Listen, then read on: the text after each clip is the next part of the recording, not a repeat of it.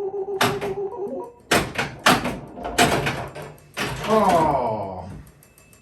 Oh, hey, I didn't see you there. I'm Chris, the pinball noob, and this is my Gottlieb Genie. And this is Loxley, the pinball cat. I realize it's been a while since I've shown an update video, and I've made some progress on the Genie. So let's take a look around. So real quick history on this machine, if you haven't seen any of my previous videos. I found it on Facebook Marketplace for 200 bucks. Somebody had it sitting in their garage for, I don't know, I guess 30 years or so. Whoever put it in storage didn't know how to take the head off of it. So they basically just ripped the head off with the bolts still attached, all the connectors still attached. So it ripped the wood out of the neck. The support wood was still connected to the bottom of the neck down there when I found it. And a bunch of the connectors were ripped out, and the edge of the machine, the wood was all split. So I had my dad, who's a woodworker, help me glue the cabinet back together and glue the supports back into the neck, and we were able to get it put back together. But that was just the start. It was also missing some boards in the head, so I picked up one of those Pascal Janin all-in-one boards. I had to do a bunch of repinning, but I was able to get it all plugged back in and actually powering on. I also had to replace one of the flipper coils for the drop target bank. And as you can hear, the sound is working now. When I first put it back together, the sound did not work. I couldn't get the old soundboard working, so I ended up getting the add-on sound module for the all-in-one board. So here's the all-in-one board, all plugged in. You can see on the side here I have the add-on audio board, and then over here speaker wires are connected and they go down to the speaker in the cabinet. So it's actually bypassing the original speaker setup altogether, but it works really well. And it was easier than trying to rebuild the old soundboard. As you can see, I 3D printed some new connectors because a couple of these connectors were missing. Some of them were burned up, and it's just nice to have all new connectors.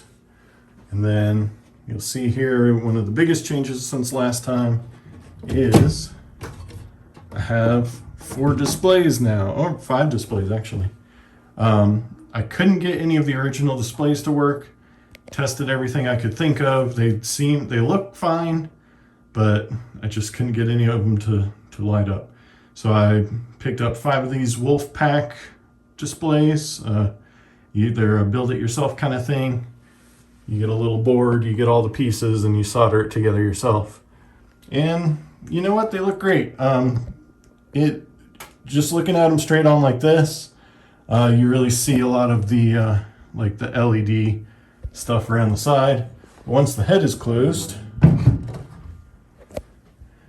with the little blue film over the displays, it really kind of hides the background LED stuff, and I think they look just about as good as the originals.